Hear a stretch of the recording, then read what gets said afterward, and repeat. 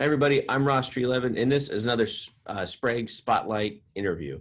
I'm here today with Bobbie Orr from California. Bobbie, why don't you introduce yourself and explain kind of your role with us here at Sprague?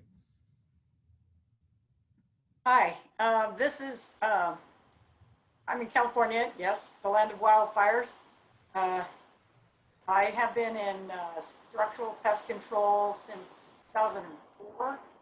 Before that, I worked in vector control and also in insect rearing, which was really cool. It grew a whole lot of bugs.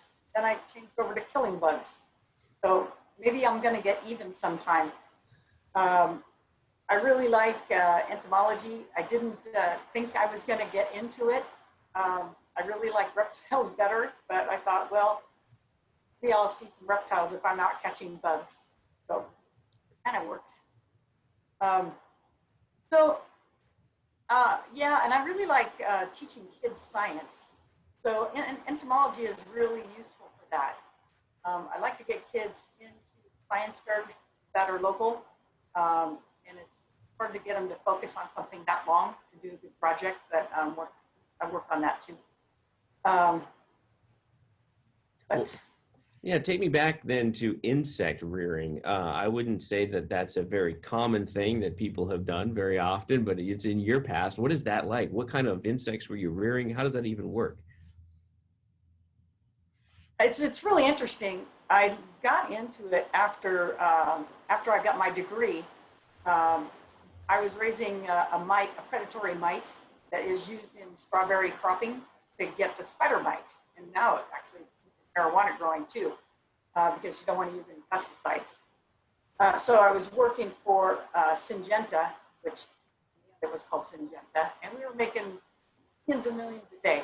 And it's a pretty small profit margin industry because if they got to be ready on the day they want them, and the shelf life is king. So it's a big, know,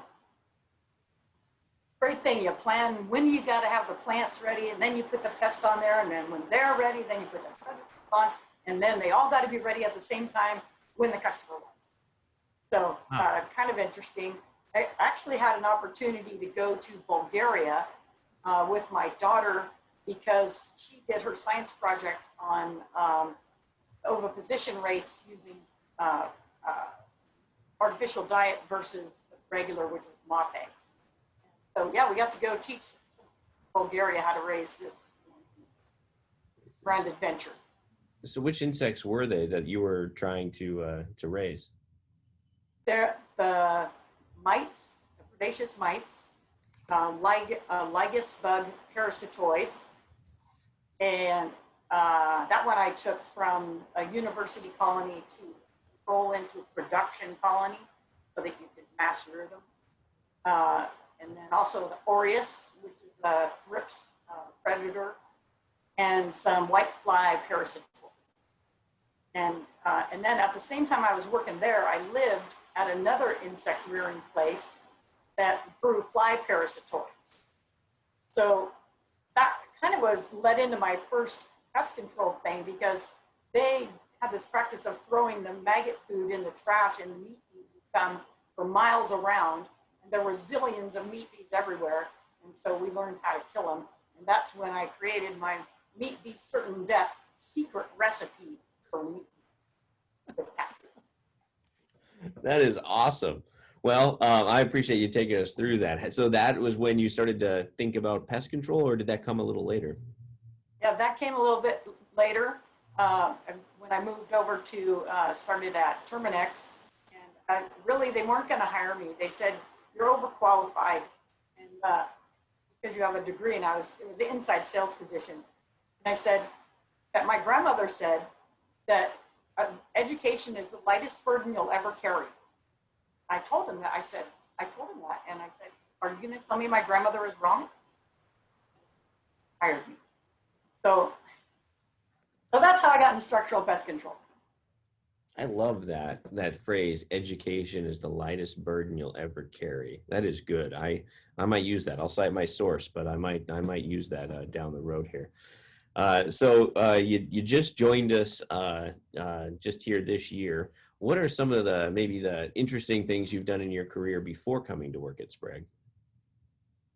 Right. Well, I really liked getting into the more audited accounts when I was working with Western Exterminator. They're way more fun.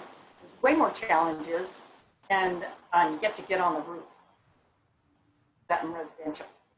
I like termites and everything, but finding the problem is it's like you get to be a detective. And, there's always something different.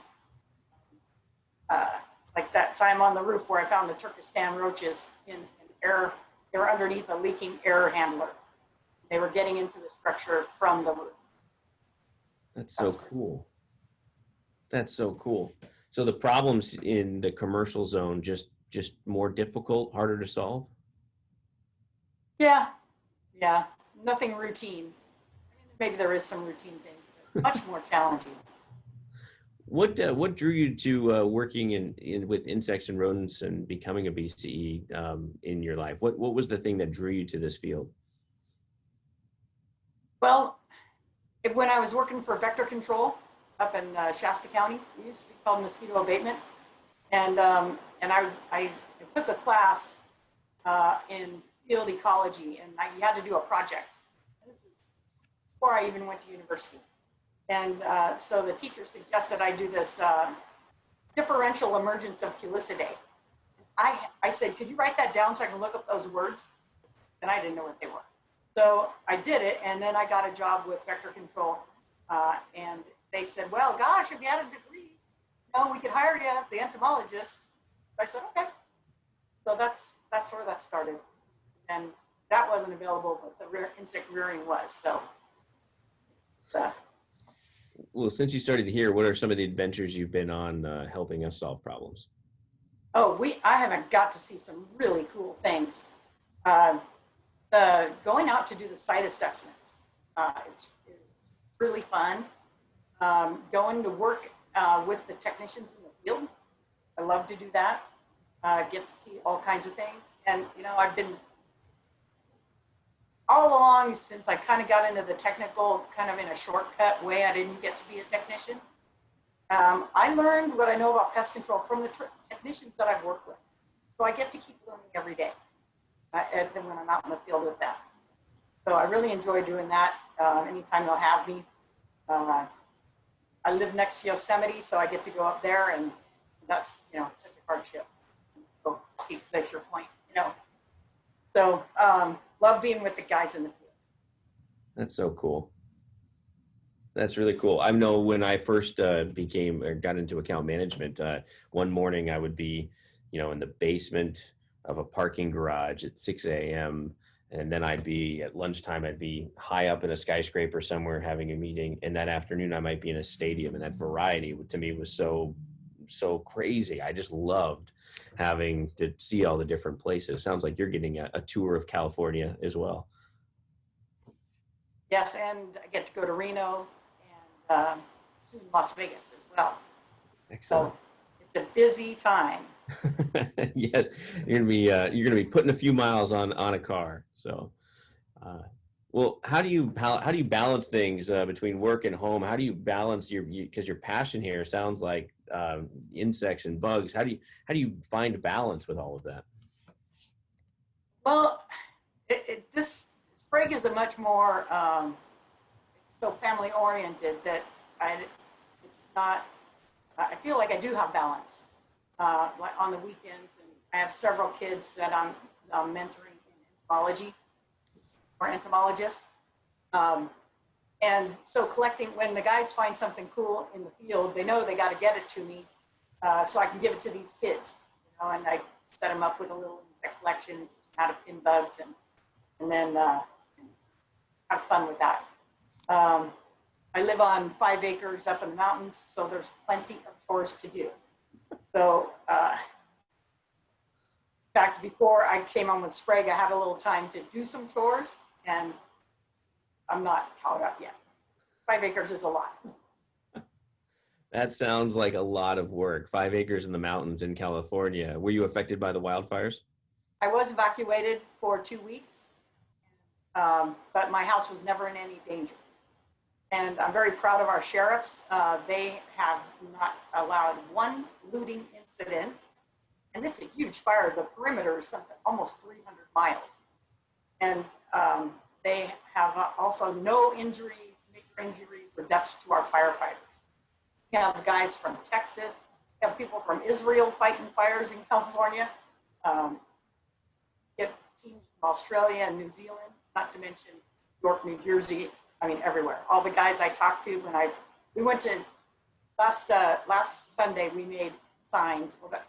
We made a whole bunch of signs. The kids at church, we made like 26 signs. So I was putting them up and talking to the guys that were doing checkpoints and whatnot. And they're from everywhere. They're from all over. It's amazing to see our first responders and our firefighters. Love it. That's awesome. Well, thank you for doing that. Our heart goes out to anyone affected by the fires. I knew you were evacuated, but I wanted you to tell the story to everyone too. And it just had to be a crazy time to be living through that. What advice would you have for anybody who's thinking about joining Sprague? Do it. Definitely. I think the standards are really high, so you can't be lazy. You have to have incredible attention to detail to do our standard of quality. But it's great. I love it. Thanks, Bobbie. I actually had you under my eye for quite a while since I met Larry at that legislative days a couple of years ago. Well, everybody in the industry knows Larry, that's for sure. And so I'm glad that your paths crossed and then you learned about us. And I'm glad that you get to work here. I'm so happy we get to work together. And thank you for joining me today on this Spotlight interview series. Thank you very much. I'm glad to be part of the team.